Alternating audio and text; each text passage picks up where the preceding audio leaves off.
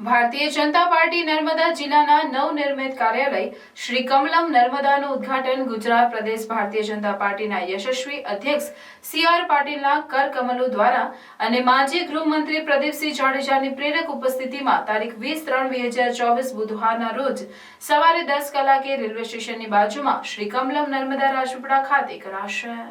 20મીએ સવારે 9:30 કલાકે રાજપીપળા ખાતે પ્રદેશ અધ્યક્ષ સી.આર. પાટીલનો ભવ્ય રોડ શો રાજપીપળા ખાતે યોજાશે।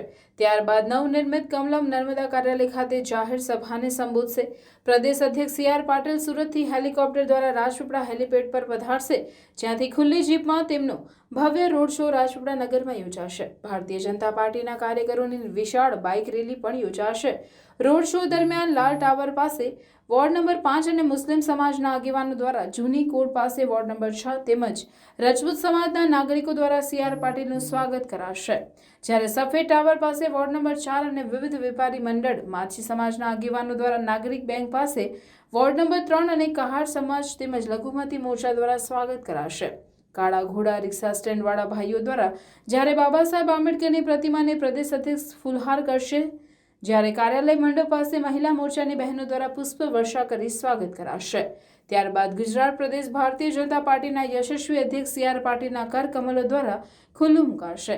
ત્યારબાદ પ્રદેશ અધ્યક્ષ જાહેર સભાને સંબોધશે। જિલ્લા ભાજપ પ્રમુખ ઘનશ્યામ પટેલે જણાવ્યું હતું કે અંદાજિત 6 કરોડના ખર્ચે અદ્યતન સુવિધાઓ સાથે કાર્યાલય તૈયાર કરાયું છે। કાર્યાલયમાં ભારતીય જનતા પાર્ટીના તમામ કાર્યક્રમો પ્રજાલક્ષી પ્રશ્નો માટે મુલાકાતનું આ મહત્વનું માધ્યમ બની રહેશે। આધુનિક કહી શકાય એવી તમામ સુવિધાઓ આ કાર્યાલયમાં ઉપલબ્ધ છે। ખાસ કરીને ભરૂચ અને છોટાઉદેપુર બંને લોકસભાની ચૂંટણી ટાણે લોકસંપર્ક અને ચૂંટણીલક્ષી કાર્યક્રમો માટે આ કાર્યાલય મહત્વનું પૂર્વવાર થશે। નર્મદા જિલ્લા ભારતીય જનતા પાર્ટીનું કાર્યાલય કમલમ નર્મદા એનું ઉદ્ઘાટન આવતીકાલે 10 વાગે જેઓની પ્રેરણાથી આ કાર્યાલય બનાવવામાં આવ્યું છે એવા અમારા પ્રદેશ અધ્યક્ષ આદરણીય સી.આર. પાટીલ સાહેબ ઉપસ્થિત રહેવાના છે। આ કાર્યક્રમમાં ગુજરાત રાજ્યના પૂર્વ ગૃહમંત્રી આદરણીય પ્રદીપસિંહજી જાડેજા સાહેબ રહેવાના છે।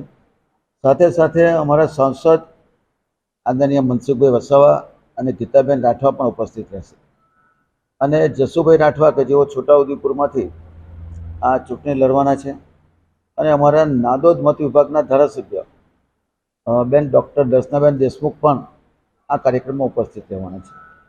આદરણીય પ્રદેશ અધ્યક્ષશ્રી 10 વાગે આવશે। લાલ ટાવરથી મોટરસાઇકલની રેલી સ્વરૂપે તેઓ કાર્યાલયના ઉદ્ઘાટનમાં આવશે। કાર્યાલયનું ઉદ્ઘાટન પતાવીને તેઓ લગભગ 12 વાગ્યા સુધીમાં કાર્યક્રમ પૂરો કરશે।